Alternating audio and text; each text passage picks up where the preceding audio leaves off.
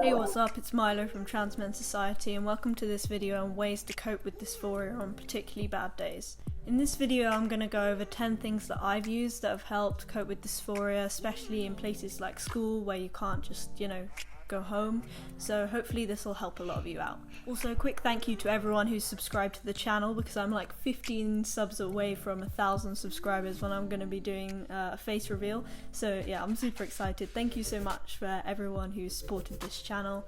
I'm going to be making 2 videos a week for as long as I can. Okay, so onto the video. Number 1 is exercise.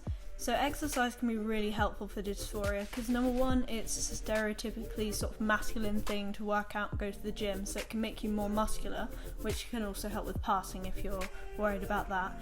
And second of all, exercise generally just boosts your mental health, and it's always advised to people who might be depressed. Whilst gender dysphoria isn't the same as depression, it has a lot of the same sort of symptoms, so that could be really helpful. So my second piece of advice is to have a sort of bank of gender affirming messages. This could be text messages or letters or anything that has someone referring to you as your actual gender on it. That can definitely help boost confidence when you're feeling dysphoric. Personally, I have a recording where my brother calls me his big brother, so that helps a lot. My third tip might be slightly controversial, but it's to take a break from social media. This can help with mental health overall, but specifically for trans men, because the trans men community on Instagram is massive, but there are so many of us and it's very easy for us to compare ourselves. And this is especially damaging when you're comparing yourself to someone who's much further along in their transition to you. By contrast to my last tip, my fourth tip would be to talk to further transition trans men about their experiences.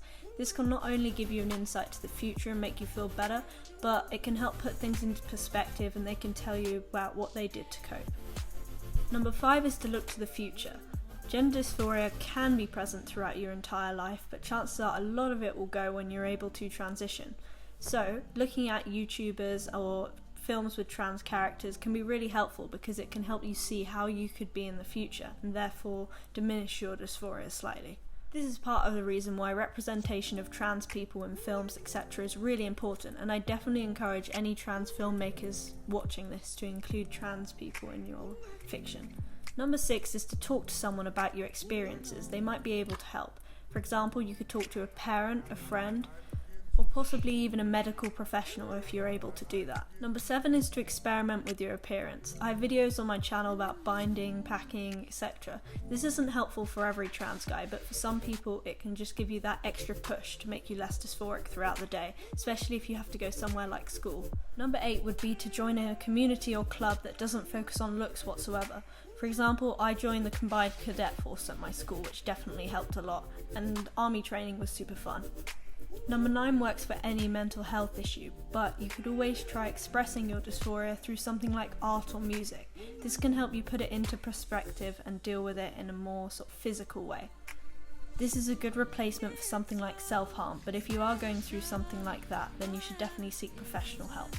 Okay, so number 10 is meditation. I know what you're thinking, that's the dumbest thing I've ever heard, but meditation can be helpful and it can help you sort of think of other things and distract yourself if you're in a particularly bad spot dysphoria wise.